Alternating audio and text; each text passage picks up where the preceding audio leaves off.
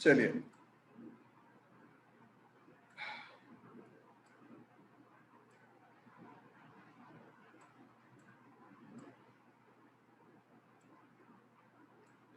ठीक है। तो अभी तक क्या पढ़ा, क्या समझा हमने? अभी तक ये पढ़ा, ये समझा। ठीक है, थ्योरी तो हम पढ़ रहे हैं, लेकिन बहरहाल हमें इसको रिलेट करना होगा हमारे काम से। वो ये कि जनाब, हम जब भी प्रोजेक्ट का टाइम एस्टिमेट करेंगे तो हम लिस्ट ऑफ टास्क और फिर उसकी हर चीज़ की ड्यूरेशन देखेंगे। ड्यूरेशन देख ली, प्लान बना लिया, अब हम एग्जीक्यूट कर रहे हैं। ठीक है ना, हमने जो FIP का प्रपोजल दिया था या हमने जो कस्टमर को एक प्रपोजल दे दिया, अब उस टाइमलाइंस को पे एग्रीमेंट आ गया, अब हमने एग्जीक्यूशन करनी है। तो एग्जीक्यूशन करते वक्त हमने क्या किया, कुछ चीज़ें डिफाइन की हुई हैं, कंट्रोल या चेक पॉइंट्स, जिनसे हमें पता चले कि प्रोजेक्ट टाइम पे जा रहा है या नहीं जा रहा है। ठीक है ना, तो ये सारी चीज़ें हमें देखनी होगी, मॉनिटर करनी होगी। ठीक है, तब ये सारी चीज़ें आपको शायद देखने की ज़रूरत है।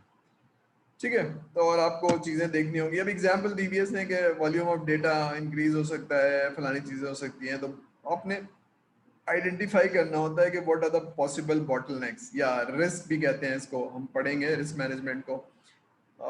ये हो सकता है, डिस्क स्पेस हो सकती है, प्रोसेसिंग पावर हो सकता है।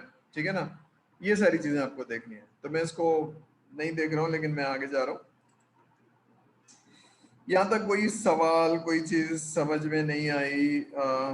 मैं दोबारा से आपको, होल्ड ऑन, एक मिनट।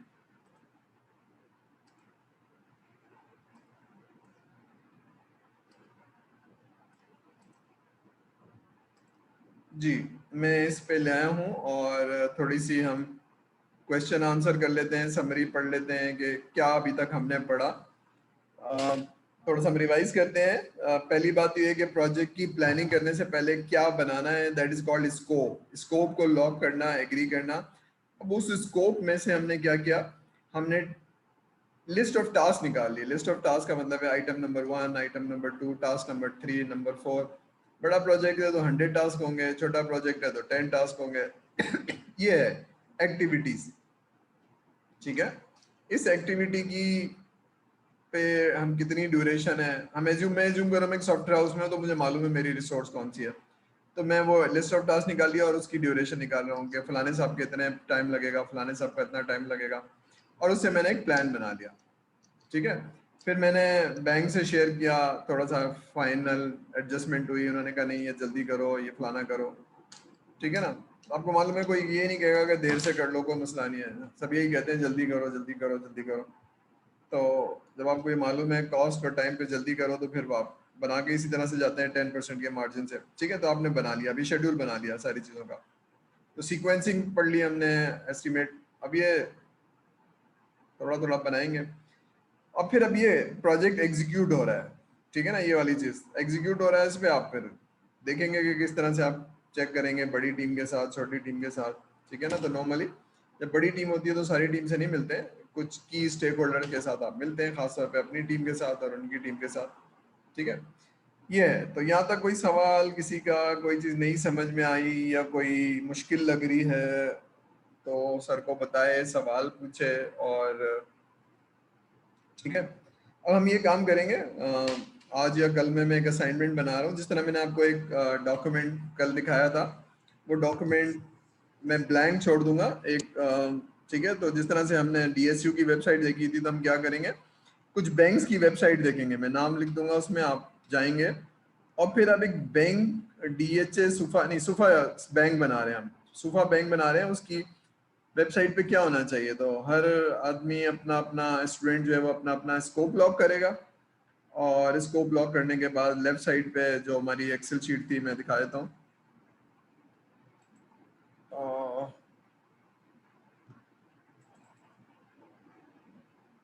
ये हमने कल भी देखी थी, उसको मैं दोबारा दिखा रहा हूँ। तो आपने करना क्या है कि आप बना के मैं डाल दूंगा,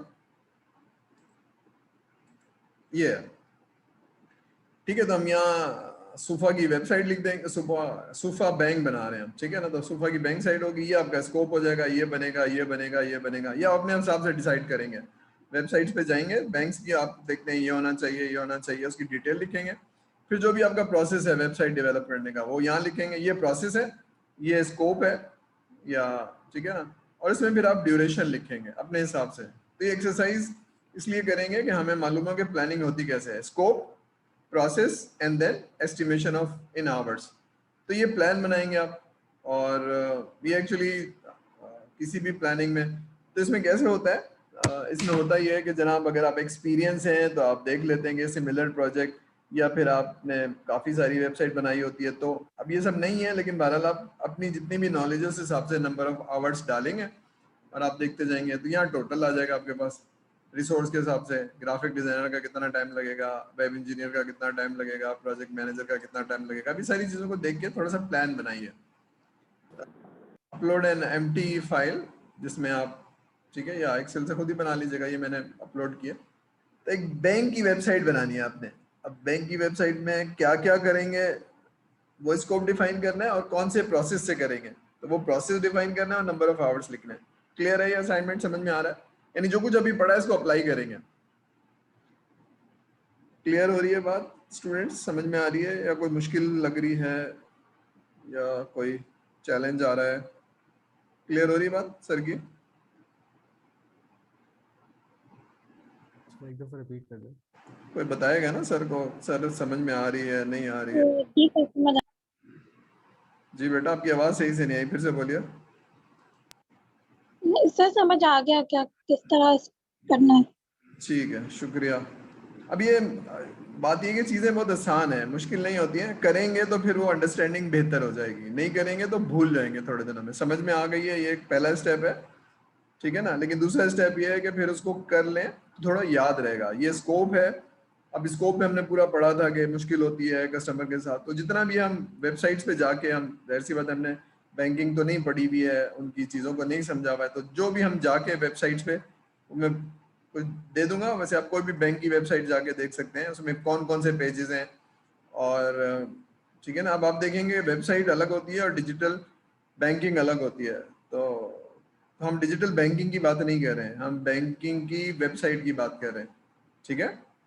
जैसे फॉर एग्जांपल मीज़ान बैंक है, तो मीज़ान बैंक की वेबसाइट अलग है, लेकिन मीज़ान बैंक की अगर आपने इंटरनेट अकाउंट की एक्सेस चाहिए तो वो एक अलग वेबसाइट होगी। तो मैं इंटरनेट बैंकिंग या डिजिटल बैंकिंग की बात नहीं कर रहा हूँ, ठीक है। तो दोनों अलग अलग चीज़ें, तो हम ये काम करेंगे, ठीक है।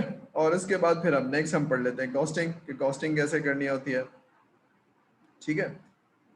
आसान तरीका ये है कि जैसे मुझे पता चल गया इसके 50 घंटे हैं ग्राफिक डिज़ाइनर के, इसके इसके इसके, तो ग्राफिक डिज़ाइनर की जो पर आवर कॉस्ट है वो मैं मल्टीप्लाई कर दूं तो मेरे पास कॉस्टिंग आ जाएगी। फॉर एग्जांपल आप एक प्रोजेक्ट कर रहे हैं जिसपे प्रोग्रामिंग के या कोडर के 200 घंटे लग रहे हैं, ठीक है ना। अब कितने लोग हैं कितने ही हैं, लेकिन बहरहाल उसमें 200 घंटे लग रहे हैं। अब मेरा प्रोग्रामर जो है कॉस्ट मुझे फॉर एग्जाम्पल 1,500 रुपये पर आवर कॉस्ट करता है, तो मैंने 200 को 1,500 से मल्टीप्लाई कर दिया तो मेरी कॉस्ट आ गई। सही है, सही है भाई, जी ठीक है ना। ये मैं यूज, ये 200 आवर्स इसके लगने हैं, और इसका जो रेट है वो ये है, ठीक है। तो मैंने इन दोनों को मल्टीप्लाई कर दिया, ये जनाब D70 मल्टीप्लाई बाई E70, तो ये कॉस्ट आ गई मेरी। ओप्स, ठीक है, ये कॉस्ट आ गई मेरे पास। एक जीरो कम कर देता हूँ ताकि जरा, ठीक है। 30,000 रुपये आ गई, 3 लाख रुपए आ रही थी, बहरहाल नहीं आएगी, ठीक है। तो दैट्स हाउ, ये रेट है, ये उसके नंबर ऑफ आवर्स है, तो नंबर ऑफ आवर्स निकालेंगे, फिर हम रेट निकालेंगे। रेट कैसे निकालेंगे वो भी हम जरा सीखेंगे कॉस्टिंग में, लेकिन उसकी भी एक साइंस है। तो ये मैं एक असाइनमेंट दे दूंगा, बल्कि आप लोग खुद कर लेंगे। अब हम कॉस्टिंग पे थोड़ा सा जाते हैं, बेसिक पढ़ते हैं, हमारे पास टाइम है अभी। मैं अटेंडेंस ले लूँ ताकि फिर मैं आराम से पढ़ाता रहूँ, ठीक है। तो मैं अटेंडेंस पे चला जाता हूँ, और अटेंडेंस ले लेते हैं ताकि मैं फिर आराम से पढ़ाता रहूँ। मुझे अटेंडेंस लेना ज़रा मुश्किल लगती है।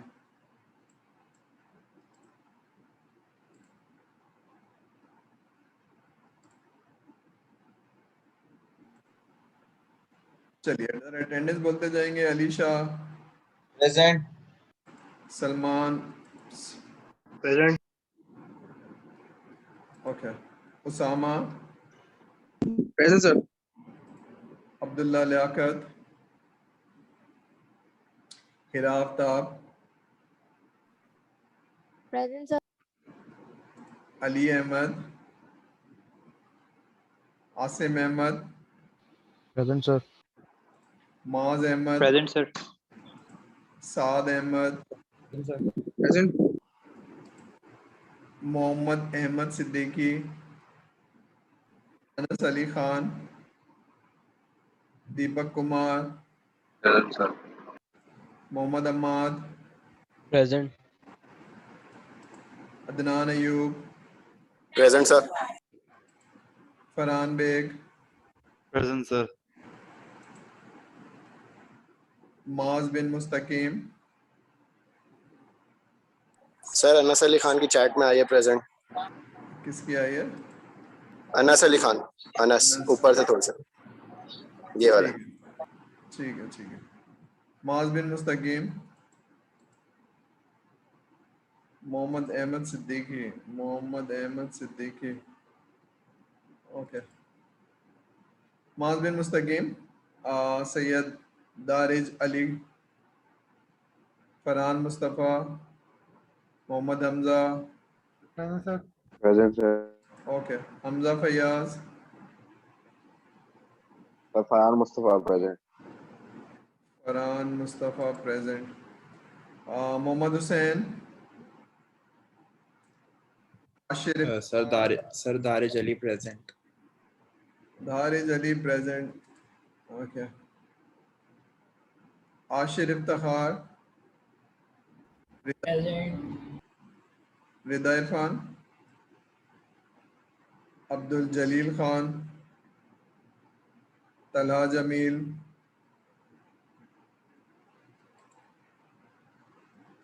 चलिए। और Sir, Ashit present. समीर क्या? Present. ठीक है। Amina Kazim, Present, sir. Mohammad Khalil Rab, Mohammad Ibadullah Khan, Ashir sir I am present. Ashir कहाँ है? Ashir sir I am present, ठीक है। Mohammad Ibadullah Khan, Umaima Khan, Present, sir. Bala Bhawal Khan Baloch, present sir. Akhmas Khwaja, sir Akhmas की तबीयत ख़राब है, वो थोड़े हॉस्पिटल में एडमिटेड हैं, उनकी एप्लीकेशन आपको मिल जाएगी। आपको मिल जाएगी, आप अटेंडेंस लगा दें। बस बोल दें अटेंडेंस लगा दें यार, हॉस्पिटल जाने पे अटेंडेंस नहीं लगती है। Mohammad Kumail Raza, Anil Kumar, Deepak Kumar, Hrithik Kumar, Rahul Kumar, Present, sir. Deepak Kumar present. Deepak Kumar present, Sagar Kumar, Present, sir. Tarun Kumar, sir okay ठीक है। सर ऋतिक कुमार आपने लगाई नहीं, हसन मारूफ बोला था। सर जी, सर ऋतिक कुमार आपने लगाई नहीं, प्रेजेंट बोला था। हाँ लगा दी आप नजर आ रहे हैं। मोहम्मद हसन मारूफ,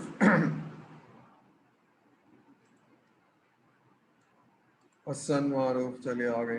Hiba Masood, present sir. Yusra Masood, Neha Mir, Ali Mauzam Bilal, Noor Mohammad, Present. Syed Mohammad Ali, Ali Mauzam, अच्छा ठीक है, अली मौजम, सैयद मोहम्मद अली, सैयद मोहम्मद बिलाल, Present. ठीक है। रजा मुस्तफ़ा, रजाउल मुस्तफ़ा, Present. ठीक है। अब्दुल रऊफ बोगियो, Present. अली रजा, मोहम्मद रजा, प्रेजेंट सर। अली रजा, मोहम्मद रजा, अब्दुल रहमान, रोहा साबिर, Present. मोहम्मद सलमान, अब्दुल समीर सुल्तान, अली शान, Hifza Shoaib, Present. मुल्तजिम Siddiqui, Present. Mohammad Tabish Siddiqui, Present. माजुल हक, Present. महबूबुल हक, मिर्जा सबीउल हसन, मोहम्मद यासीन, मोहम्मद जैन अकबर, सर मोहम्मद हुसैन की रहेगी। मोहम्मद हुसैन, एक मिनट,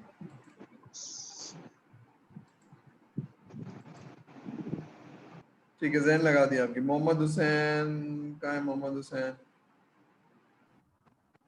ये 20s में होगा शायद, 51। 20s में होगा शायद कुछ ऊपर। मोहम्मद हुसैन, मोहम्मद, सर मोहम्मद अब्दुल्ला भी होंगे शुरू में। सर 21। मोहम्मद हुसैन, मोहम्मद अब्दुल्ला, ये सारे लोग जब पता चलता है सर अटेंडेंस ले रहे हैं तो फौरन आ जाते हैं। नंबर अब्दुल्ला, 4 पे। ठीक है, चलिए। जी sir Syed Muhammad Ali 47 sir. Syed Syed Muhammad Ali 47. 47 Syed Mohammad Ali 46. ठीक है, चलिए। और कोई? ठीक है, अटेंडेंस हो गई, अब जरा पढ़ाई कर लेते हैं। किसी की रह गई है तो फिर मुझे बाद में बता दें। Let me open up the next slide. और बाकी लोगों ने सुन लिया है कि हम कहाँ गई कि कॉस्टिंग पे, सॉरी टाइम पे थोड़ा सा एक एक्सरसाइज कर लेंगे ताकि हम जो कुछ हमने सीखा है सर से, तो नॉट 100% लेकिन उसको हम ट्राई करेंगे और उसको थोड़ा सा सीखने की कोशिश करेंगे इसको, ठीक है। तो हम थोड़ा सा कॉस्टिंग के कॉन्सेप्ट, अब याद होगा आपको, हमने बताया था कि इसमें 10 नॉलेज एरिया होते हैं: cost management, scope management, time management, quality management. तो हम थर्ड उस पे आ गए हैं। पहले हमने स्कोप मैनेज किया था, फिर हम टाइम कैसे मैनेज होता है वो टेक्निक्स पढ़ी है, अब हम कॉस्ट के कॉन्सेप्ट पे जा रहे हैं। तो आज हम शुरू कर लेते हैं और नेक्स्ट वीक में इसको खत्म कर लेंगे, ठीक है। तो कुछ चल रहा भाई, ठीक है। तो ये एक फंडामेंटल रोल है जो आपने प्ले करना है कि कॉस्ट, टाइम और क्वालिटी को आपने मैनेज करना है। तो टाइम वैसी बात हमने पढ़ लिया है, डिफिकल्ट होता है। कॉस्ट को हम देखेंगे, ठीक है ना। तो कॉस्ट में जब आप कर रहे होते हैं तो there are 4 steps: plan, estimate, और एस्टिमेट एक्चुअली काम है, और फिर उसको बजट एंड कंट्रोल।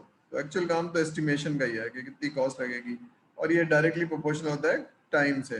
टाइम कितना लग रहा है तो उस हिसाब से कॉस्ट लगेगी, एफर्ट कितनी लग रही है, ठीक है। बाकी चीज़ें जैसे होते हैं उसको फिर आप सीलिंग कर लेते हैं, बजट कर लेते हैं, ठीक है ना आपके पास। फिर आप देखते हैं कंट्रोल किस तरह से करेंगे। पढ़ लीजिए, मैं जब तक पानी पी लूँ।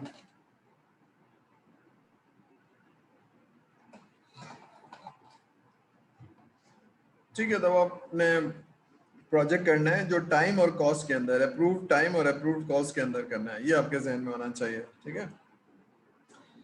तो स्लाइड शो नहीं हो रही है। स्लाइड शो नहीं हो रही है? अच्छा सॉरी, मैं जरा देखता हूँ स्लाइड क्यों नहीं शो हो रही है भाई। ओके, स्लाइड शो नहीं हो रही है। अब हो रही है? आपको नजर आ रही है? जी सर, थैंक यू। चलिए, तो अब ये क्या है आपके पास, आपने टाइम एस्टिमेट किया। टाइम एस्टिमेट करने के बाद जितनी टाइम की एस्टिमेशन या एफर्ट की एस्टिमेशन अच्छी होगी उसको आप उसकी रेट से मल्टीप्लाई कर लेंगे तो कॉस्ट आ जाएगी, ठीक है ना। तो पहला आइटम क्या था? स्कोप। अगर स्कोप गलत है तो बाकी सारी चीजें गलत है। स्कोप लॉक होने के बाद टाइम और फिर उसकी कॉस्ट, ठीक है। कॉस्ट आ गई आपके पास, आपने कहा कि जनाब ये 30 लाख रुपए या 30,000 जो भी है, एक्स कॉस्ट है। लेकिन फिर आप कहते हैं यार इससे ज़्यादा नहीं होनी चाहिए, क्योंकि बहुत सारी चीज़ें इसमें एस्टिमेशन के अंदर करेक्ट नहीं होती हैं, क्योंकि हमारी इंजीनियरिंग में बहुत सारी चीज़ें जो हैं वो क्योंकि टाइम और कॉस्ट और इंटेंजिबल की वजह से ना उसमें बफर रखना पड़ता है। तो बफर आपने रख लिया, आप कहते हैं ये सीलिंग है, बजट का मतलब है सीलिंग है। फॉर एग्जांपल मैंने ये कहा कि जनाब ये प्रोजेक्ट शायद 10 से 12 लाख में होगा, तो वो कहते हैं जी 12 लाख बस या 13 लाख, इससे ज्यादा मैं आपको नहीं दे सकता हूँ, ठीक है। तो दैट इज बजटिंग, इससे ऊपर नहीं जा सकते, दैट इज कॉल्ड सीलिंग, ठीक है। तो एक्चुअल आपने 10 लाख में करना है, लेकिन अगर नहीं हो पाया तो मैं 2 लाख और दे दूंगा, बस इससे ज्यादा नहीं दे सकता। तो 12 अब 10 लाख का प्रोजेक्ट हुआ है और आपके पास 2 लाख का बफर है। अब आप कॉस्ट मैनेज करेंगे, 6 महीने का प्रोजेक्ट तो हर महीने जो भी कॉस्ट जानी है उसको मैनेज करेंगे, इससे ज्यादा नहीं आपको लगना चाहिए। तो ये कॉस्ट मैनेजमेंट यानी हर महीने कितनी जाएगी, शुरू में कम जाएगी, उसके बाद ज्यादा जाएगी और आखिरी महीनों में और ज्यादा जारी होगी। तो ये आपने प्लान बना लिया उस कॉस्टिंग का कि आपको वो पैसे तो चाहिए, तनख्वाहें देनी है लोगों को, कंप्यूटर भी खरीदने हैं, ट्रैवलिंग भी करनी है, तो वो प्लान बना के दे दिया। फिर आप उसको कंट्रोल करेंगे, जैसे टाइम को कंट्रोल कर रहे थे इसी तरह से यहाँ पर कॉस्ट को कंट्रोल करेंगे। ज्यादा नहीं लगनी चाहिए, जो प्लान है उतनी लगनी चाहिए, ठीक है, और फिर उसको कंट्रोल करने की कोशिश करेंगे। तो हम ये कॉन्सेप्ट के साथ जरा पढ़ते हैं। तो पहले आप अभी कुछ टर्मिनोलॉजी है, कैश आउटफ्लो, ठीक है ना। तो कैश आउटफ्लो का मतलब है एक्सपेंस, यानी जब आप प्रोजेक्ट करेंगे तो क्या होगा, सॉफ्टवेयर डेवलप कर रहे हैं तो जो भी टीम है उसको जाहिर सी बात है आप तनख्वाह दे रहे होंगे, या जो भी आपकी एग्रीमेंट है वो दे रहे होंगे, कंप्यूटर दे रहे होंगे, जगह दे रहे होंगे, ट्रैवल कर रहे होंगे, जो भी आपकी आउटफ्लो होगी ना, एक्सपेंस होंगे। तो हर महीने कितनी जाएगी, ठीक है, तो उसकी अप्रोक्सीमेशन करते हैं, उसकी एस्टिमेशन करते हैं, फिर उसकी बजटिंग एंड बेसलाइन क्रिएट कर लेते हैं, ठीक है ना। तो आपने पहले एस्टिमेट किया, फिर उसको सीलिंग या मैक्सिमम समझ लीजिए कि इससे ज़्यादा नहीं जा सकते, बजटिंग कर लेते हैं, और फिर आप उसको जब एग्जीक्यूट करते हैं प्रोजेक्ट, तो जैसे आपने टाइम को कंट्रोल कर रहे थे इसी तरह से आप कॉस्ट को भी कंट्रोल करेंगे। अब ये ऐसा बहुत मुमकिन है कि आपकी फाइनेंशियल नॉलेज वीक हो, क्योंकि आप एक इंजीनियर हैं और प्रोजेक्ट मैनेजमेंट के रोल आ गए, तो फिर आप किसी से सीखेंगे कुछ चीज़ें या उसकी हेल्प लेंगे। फॉर एग्जांपल जब मुझे ये चीज़ें नहीं पता थी तो मैं अपने HR मैनेजर को जो सैलरी देता था, मैं उसे कहता था इन लोगों की कॉस्ट बताओ मुझे, और फिर हर महीने कितना आउटफ्लो हो रहा है, एक्सपेंस कितना हो रहा है, तो मैं देखता था कि मुझे, तो I need to control that, तो आई नीड टू नो कि हर महीने ये जानी चाहिए और जा कितनी रही है, ठीक है ना। तो अगर वो 6 महीने का प्रोजेक्ट है, उससे ज्यादा की कॉस्ट हम नहीं लगा सकते हैं, ये सारी चीजें पता होनी चाहिए आपको। अब ये एक जरा एग्जांपल है, जरा इसको देखिए, मैं समझाता हूँ। पहली वाली चीज देखिए, एस्टिमेट, बाकी चीजें नहीं देखिए, ठीक है।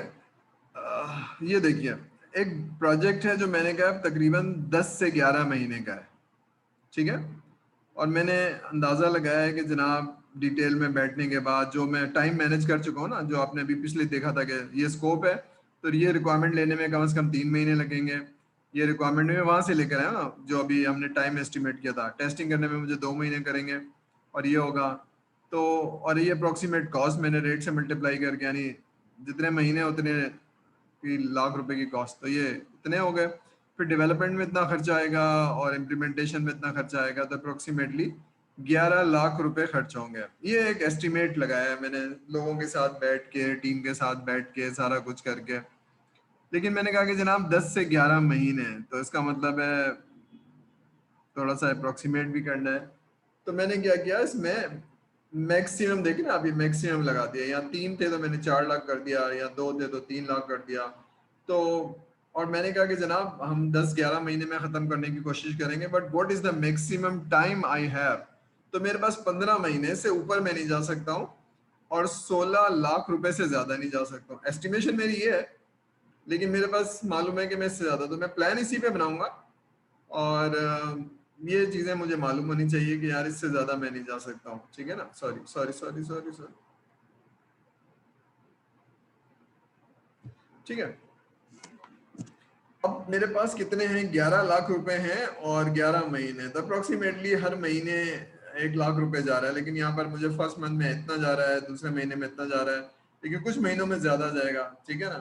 तो डायरेक्ट कॉस्ट, इनडायरेक्ट कॉस्ट, तो मुझे मालूम है हर महीने अप्रोक्सीमेटली, आसान बनाने के लिए मैंने हर महीने 1 लाख रुपए जाना है, ठीक है। तो मैं 6 महीने में हूँ और लेकिन काम जो है उससे कम हुआ है, तो कॉस्ट तो निकल गई है लेकिन टाइम अभी ज्यादा लगेगा। इसका मतलब है मेरा एक्सपेंस ज्यादा हो जाएगा। अब ये मुझे कंट्रोल करने की जरूरत है, मुझे मंथली रिपोर्टिंग चाहिए, और मुझे मालूम होना चाहिए, वरना तो ये अगर प्रोजेक्ट मैंने 11 महीने और हर महीने लाख रुपए में रखा था, तो ये that's how you do it, estimate, budget and expense. Clear हो रही है बात? आपने एस्टिमेट कर लिया, आपने बजटिंग कर ली, अब इतने ही पैसे हैं आपके पास, इससे ज्यादा नहीं मिल सकते और अब हर महीने आपको खर्च करने हैं, और अगर उससे ज्यादा हैं तो परेशानी की बात है और अब आपको कंट्रोल करना है, क्योंकि इससे ज्यादा तो पैसे मिल नहीं सकते आपको प्रोजेक्ट, ठीक है ना?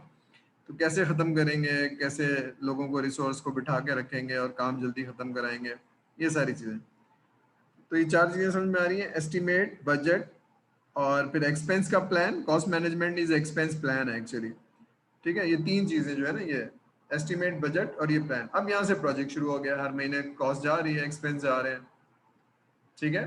क्लियर है बात? समझ में आ रही है? कोई मुश्किल तो नहीं है? कॉन्सेप्ट समझ में आ रहा है? एनीबडी? कोई मुश्किल किसी को समझने में, कोई कॉन्सेप्ट में? एस्टिमेट समझ में आया? बजटिंग समझ में आई?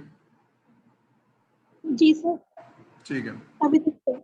हाँ अभी तक तो ही बस इतना ही, अभी तक ही समझना है, उसको याद करते जाना है। बात ये कि अब हमने जो एस्टिमेट टाइम की लगाई थी और उससे हमने हेल्प ले ली कॉस्टिंग एस्टिमेट करने में, और जितना हमें एक्सपीरियंस होगा उतनी एस्टिमेशन हम कर पाएंगे, ठीक है? इसमें ऐसा नहीं है कि गलती नहीं हो सकती, गलती हो सकती है, क्योंकि आपने ये इस तरह का प्रोजेक्ट पहली दफ़ा कर रहे हैं, तो बहुत ज़्यादा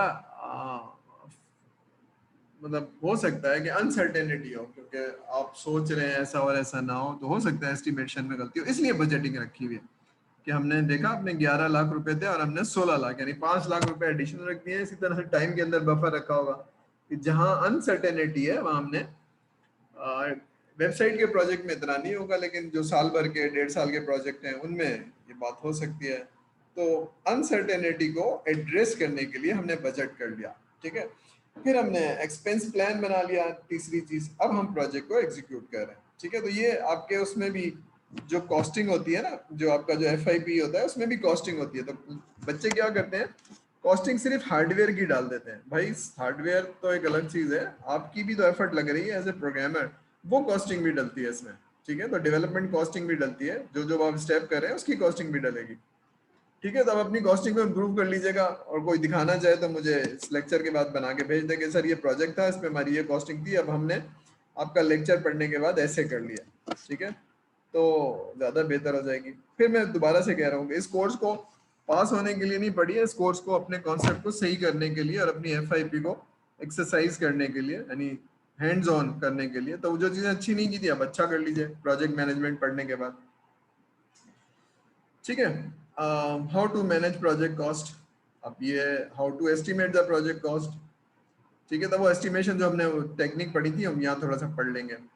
बजटिंग कैसे होगा? बजटिंग वही है कि possible risk, technical risk, team के रिस्क और ऑर्गेनाइजेशन के रिस्क, कि हो सकता है टाइम ज़्यादा लग जाए। तो वो रिस्क जब हम पढ़ेंगे तो हम देखेंगे क्या क्या रिस्क हो सकते हैं, किस तरह से एड्रेस करना है, किस तरह से बजटिंग करनी है, ठीक है ना? तो प्रोजेक्ट पे रिस्क क्या हो सकते हैं कि हमने वो टेक्नोलॉजी कभी नहीं की है, पहली दफ़ा कर रहे हैं, तो भाई ये वाला प्रोजेक्ट जो है ना वो 11 महीने में नहीं होगा, इसको तुम बढ़ा लो, क्योंकि हम सीखते भी जाएंगे और करते भी जाएंगे। Okay, that is the risk. या जो हमारी टीम है वो इनएक्सपीरियंस है, ठीक है? तो 11 महीने नहीं रखो, 3 महीने और बढ़ा दो, ठीक है? तो ये सारी चीज़ें पॉसिबल रिस्क है, एस्टिमेशन है। और थर्ड नंबर पे क्या है? Cost management is expense outflow, ठीक है ना? कैश आउटफ्लो, कि कितने हर महीने आपको चाहिए होंगे, ठीक है ना? आपने टीम रखी हुई है लेकिन तनख्वाह नहीं दी है, क्यों जी? आपने बजट में कहा था कि इतने देंगे, उतने हैं तो पूरे नहीं हो रहे हैं, तो आपको ज्यादा पैसे चाहिए, ठीक है ना? तो there are certain financial terms वो हम सीखेंगे। अब ये उतने ही जाने चाहिए, ठीक है ना? उससे ज्यादा जाएंगे तो फिर आपको फाइनेंशियल कंस्ट्रेंट्स आ जाएंगे, ठीक है? अब कुछ चीजें पढ़ते हैं जो कि प्रोजेक्ट को मैनेज करने के लिए टाइम भी है और कॉस्ट है और फाइनेंशियल टर्म्स भी है, ठीक है? तो जरा पढ़िए, देखिए प्रॉफिट क्या चीज होती है, रेवेन्यू माइनस एक्सपेंस, इसमें क्या चीज समझ में आ रही है और क्या चीज समझ में नहीं आ रही, सब बताएंगे आपको।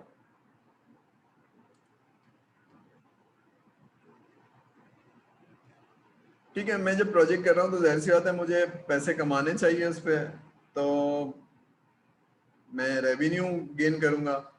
फॉर एग्जांपल अभी देखा था ना हमने 11 लाख का प्रोजेक्ट है, तो 11 लाख तो मैं कस्टमर से ले रहा हूँ या 15 लाख रुपए ले रहा हूँ, मेरी एक्सपेंस कितने जाएंगे? तो 15 लाख रुपए दे रहा हूँ, मेरे 10 लाख से ज्यादा नहीं चाहिए, तो तब 5 लाख का प्रॉफिट होगा। तो रेवेन्यू 15 लाख और एक्सपेंस 10 लाख, तो माइनस इज 5 लाख का प्रॉफिट हो गया ऑर्गेनाइजेशन को। ठीक है, रेवेन्यू वो जो आपको कैश मिल रहा है या जो पैसे मिल रहे हैं, एक्सपेंस जो आप एक्सपेंस करेंगे उस प्रोजेक्ट के ऊपर, दोनों का डिफरेंस इज अ प्रॉफिट। अगर ये नेगेटिव है तो इसका मतलब एक्सपेंस ज्यादा हो गया, रेवेन्यू कम है। फॉर एग्जांपल रेवेन्यू आपके पास 10 लाख है और एक्सपेंस 15 लाख हो गए, तो आपके पास 5 लाख का लॉस हो गया। ठीक है, life cycle cost, cost of ownership, किसी को मालूम है कॉस्ट ऑफ ओनरशिप क्या चीज होती है? अगर पता है तो ठीक है, नहीं तो हम आगे जाएंगे। Anybody, any idea of the cost of ownership? No, sir. No sir, no idea. No, sir. अब एक आईटी डिपार्टमेंट, आप हेड ऑफ आईटी हैं और एक सॉफ्टवेयर आप चला रहे हैं, तो सॉफ्टवेयर की डेवलपमेंट की कॉस्ट फॉर एग्जांपल 10 लाख रुपए है, लेकिन सॉफ्टवेयर अकेला नहीं चलेगा। सॉफ्टवेयर चलाने के लिए हार्डवेयर भी चाहिए और ऑपरेटिंग सिस्टम भी चाहिए और सॉफ्टवेयर भी चाहिए और को कनेक्टिविटी भी चाहिए और चलाने वाला भी चाहिए। तो ये पूरी जो कॉस्ट है ना ओनरशिप, ये ज्यादा हो जाएगी। ऐसे ही जैसे आपने गाड़ी खरीदी, तो गाड़ी आपने 25 लाख रुपए की ली, तो 25 लाख तो है, लेकिन हर महीने 10,000 रुपए भी लगेंगे। अगर आप पेट्रोल और ये सारी जगह ड्राइवर रखा हुआ है तो 20,000 रुपए और लगेंगे। तो कॉस्ट ऑफ ओनरशिप क्या है? 5 साल की गाड़ी की कीमत और हर महीने 30,000 रुपए मल्टीप्लाई बाई 12, तो 3.5 लाख रुपए, वो मल्टीप्लाई बाई 5, तो समझिए 15 लाख रुपए एक्स्ट्रा। तो कॉस्ट ऑफ ओनरशिप जो है ना, वो एक्चुअली उस काम को इस्तेमाल करने की है। तो गाड़ी इस्तेमाल करने के लिए पेट्रोल डलेगा, जो भी चीजें डलेंगी, मेंटेनेंस होगी, ड्राइवर की कीमत है, that is cost of ownership. यानी उस चीज का इस्तेमाल, सॉफ्टवेयर तो खरीद लिया, लेकिन सॉफ्टवेयर इस्तेमाल कैसे होगा? हार्डवेयर भी चाहिए और ऑपरेटिंग सिस्टम भी चाहिए और टेक्निकल टीम भी चाहिए और कनेक्टिविटी भी चाहिए। तो that is the total cost. तो टोटल कॉस्ट ऑफ ओनरशिप जो है वो हमेशा ज्यादा होती है, और ये आपको एज ए सोल्यूशन पता हो भाई टोटल कॉस्ट कैसे पड़ेगी। तो मैंने तो सॉफ्टवेयर ले लिया, लेकिन इसके लिए मुझे डेटाबेस के लाइसेंस चाहिए होंगे, मुझे ये चीज चाहिए होगी, मुझे ये चीज चाहिए होगी।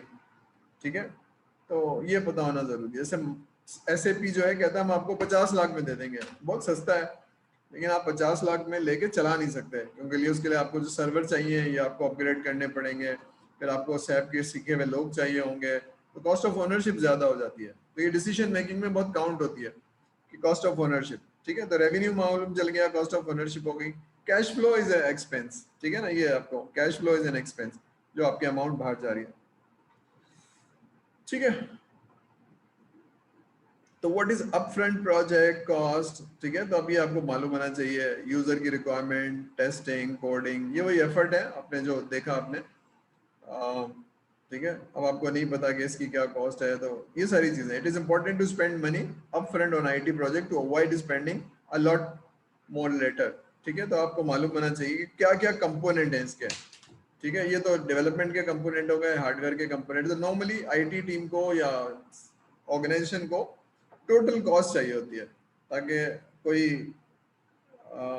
बाद में कोई बैड ब्लड ना क्रिएट हो, बाद में कोई ऐसा ना हो गया तो आपने बताया नहीं था कि सर्वर भी लेने पड़ेंगे, तो आप पहले से बता दें उनको। ठीक है, तो as a project manager you should tell the detail. ठीक है, tangible cost, intangible cost, direct cost. ठीक है, तो कुछ चीजें ऐसी होती हैं जो नजर आ रही है ना, मतलब टेंजिबल का मतलब है हार्डवेयर नजर आ रहा है, सॉफ्टवेयर खरीदने तो वो नजर आ रहा है। कुछ चीजें ऐसी होती हैं जिसकी मतलब सॉफ्टवेयर तो आपने खरीद लिया है, लेकिन वो क्वालिटी का सॉफ्टवेयर नहीं है, तो फिर उसको सही करने में एक्स्ट्रा कॉस्ट लगती जाएगी। That is intangible. डिसीजन तो हो गया था, IT हेड ने ले लिया था, लेकिन IT हेड के दोस्त थे उनसे ले लिया था, क्वालिटी का सॉफ्टवेयर नहीं मिला, वो हर 2 महीने बाद रिपोर्टों में काम हो रहा है। तो वो सॉफ्टवेयर तो हमने सस्ता ले लिया था 50 लाख का, लेकिन हर महीने 2 लाख रुपए की कॉस्ट आ रही है, तो 20 लाख रुपए एक्स्ट्रा दे दिए, तो 50 लाख नहीं है वो 70 लाख रुपए की कॉस्ट है। ये सारी चीजें जो शायद आपको पता होनी चाहिए। And what is the direct cost? Direct cost क्या होती है, इनडायरेक्ट कॉस्ट क्या होती है? सॉफ्टवेयर जब डेवलप करते हैं तो लोगों की तनख्वाहें और ये सारी चीजें, that is normally direct cost. लेकिन अगर वो कराची से लाहौर जा रहा है और इंश्योरेंस दे रहा है और सारा कुछ, तो ट्रैवलिंग कॉस्ट, खाने पीने की cost, that is indirect cost. ठीक है, अब ये सारी चीजें आपको देखनी होगी। तो मैं पढ़ा रहा हूँ लेकिन मैं आपको बहुत ही आसान तरीके से बता दूंगा कि किस तरह से होगा। ठीक है, इनडायरेक्ट कॉस्ट क्या होती है, संक कॉस्ट क्या होती है। इनडायरेक्ट कॉस्ट तो पढ़ लीजिएगा। संक कॉस्ट का नाम सुना है कभी? What is sunk cost? डू बी वी कॉस्ट, यानी मतलब इसका भी रिटर्न नहीं हो सकती। इसका कॉन्सेप्ट ये है कि एक प्रोजेक्ट शुरू किया किसी ने, ऑर्गेनाइजेशन ने कॉस्ट शुरू की, किसी कंपनी से सॉफ्टवेयर बना रहे थे 3 महीने तक, और हर महीने 2-2 लाख रुपए दे तो 6 लाख रुपए की कॉस्ट आई, और अल्टीमेटली डिसाइड किया कि भाई इनके बस का नहीं है, इनको उठा के बाहर फेंको और नए वेंडर को लेकर आओ। अब नया वेंडर आएगा तो वो उसको बता रहे हैं जी 6 लाख रुपए की कॉस्ट तो जा चुकी है और 3 महीने जा चुकी है। तो वो कहेगा भाई वो तो हो गया ना, अब आपके पास मुझसे बात करनी है तो जो आपकी संक कॉस्ट है तो वो आपकी कॉस्ट है, आपने गलत डिसीजन लिया था, गलत वेंडर को बुलाया था जिसकी, तो that is a sunk cost. यानी आप उसको भूल जाइए, उसमें प्रोजेक्ट पे बिल्ड नहीं कीजिए। यानी आप कह रहे हैं कि जी मैं अगर 10 लाख ले रहा हूँ तो 6 लाख प्लस पुराने वाले लगा के तो 16 लाख में आपको पड़ रहा है, आपको पड़ रहा है लेकिन मुझे आप 10 लाख ही दे रहे हैं, तो that is a sunk cost which should be waived. यानी इस प्रोजेक्ट पे कॉस्ट आपकी गलती की कॉस्ट है ना, तो that is called sunk cost. ठीक है, तो स्पेंड इन द पास्ट जिसको शुड नॉट बी इंक्लूडेड। ठीक है, खासतौर पे अगर इंटरनल हो रहा है, यानी आईटी डिपार्टमेंट ने कोई काम किया था और गलत कर दिया था, तो वो कहते हैं भाई इसको सेपरेट रखो, इसको प्रोजेक्ट में इंक्लूड नहीं करो, that is called sunk cost. ठीक है, अब हम कुछ मैं थोड़ा सा आगे जा रहा हूँ फॉर ए रीजन, ताकि मैं आपको बता दूं कि ये हम पढ़ेंगे। ठीक है ना, analogous estimation, empirical estimation, decomposition और प्रोसेस बेस्ड। ठीक है, तो प्रोसेस बेस्ड जो भी हमने अभी देखी थी कि एक आपने स्कोप देखा था और प्रोसेस देखा था। ठीक है, तो पाकिस्तान में पैरामेट्रिक नहीं यूज होती है, डिकम्पोजिशन यूज होती है, इसको हम पढ़ेंगे। ठीक है ना, बहुत डिटेल में पढ़ेंगे, आज नहीं पढ़ेंगे लेकिन अब। ठीक है, एनालॉगस क्या होती है, अब मैं पीछे ले जाता हूँ, अब मैं कुछ कॉन्सेप्ट थोड़ा सा पढ़ा लेता हूँ। Cost estimation. अब कॉस्ट एस्टिमेशन में कुछ सारे फेजेस होते हैं जो आपको समझना होगा कि जहां आपकी बहुत अच्छी नॉलेज है वहां प्रिसाइसली मेजर करना बहुत आसान होता है, लेकिन जहां नहीं होती है वहां अप्रोक्सीमेट लगते हैं। मसलन मुझे एक बैंक ने बुलाया कि हम एक सॉफ्टवेयर बना रहे हैं, यूनी बैंक, यूबीएल ने यूनी बैंक बनाया और हमने पिछले 20 सालों में बनाया आईबीएम की टूल्स के ऊपर, लेकिन अब हम इसको कन्वर्ट करना चाहते हैं ओरेकल के ऊपर। तो कितना टाइम और कितने पैसे लगेंगे? अब जब तक डिटेल ना हो, फंक्शनैलिटी ना हो, कितनी रिपोर्ट हैं, कितने वो हैं, तो मुश्किल होता है ना। तो फिर आप कहते हैं अच्छा मुझे बताओ, डिटेल बताओ। तो 40 स्क्रीन है, इतनी रिपोर्ट है और फिर कितनी कॉम्प्लेक्सिटी है, तो अब उसको देखने के लिए 3-4 दिन चाहिए सारी चीजें। तो फिर आपको अगर 1 घंटे में कोई चीज बताता है तो आप कहते हैं इसका रफ एस्टिमेशन ये है कि अप्रोक्सीमेटली 40 रिपोर्टें हैं तो ये 40 दिन लगेंगे, ये है तो ये, फिर उसके बाद उसके अलावा ये होगा, डेटाबेस होगा, फलाना होगा, फिर उसकी इंटीग्रेशन होगी, टेस्टिंग होगी, तो ये कॉस्ट है अप्रोक्सीमेटली। तो लेकिन आप कहते हैं यार अगर ऐसा हुआ तो इतनी ही लग जाएगी, लेकिन अगर ऐसा हुआ तो approximately, this is your approximate. ठीक है, फिर आप कहते हैं कि नहीं इसको मजीद मेच्योर करो। ठीक है, तो आप देख रहे हैं यहाँ पर जो अप्रोक्सीमेशन है -25% से 50% ज्यादा हो सकती है। फिर ultimately you are more knowledgeable, तो यहाँ तो रफ था, यहाँ बजट था, यहाँ when you are more knowledgeable तो then you have approximate definite। ठीक है ना, 50 से 10% का मार्जिन आ गया, 25 से 5%, तो आप कह रहे हैं दिस इज लाइक 15%। यहाँ तो देख रहे हैं आप 75% का वो है ना, 25 माइनस और 50, तो 75% का वेरिएंस है। यहाँ पर जो वेरिएंस है वो 15% है। तो इसका मतलब है कोई भी चीज को एस्टिमेट करने के लिए जितनी नॉलेज होगी, जितना समझ में आएगा, जितनी देर बैठेंगे, उतनी कॉस्टिंग, टाइमिंग आप अच्छी बता सकेंगे। क्यों? ये हमारे टेंजिबल नहीं है ना, सॉफ्टवेयर टेंजिबल नहीं है, कितनी डेप्थ है, कितनी एफर्ट चाहिए होंगी, स्कोप कितना है, ये बहुत जरूरी है। ठीक है, तो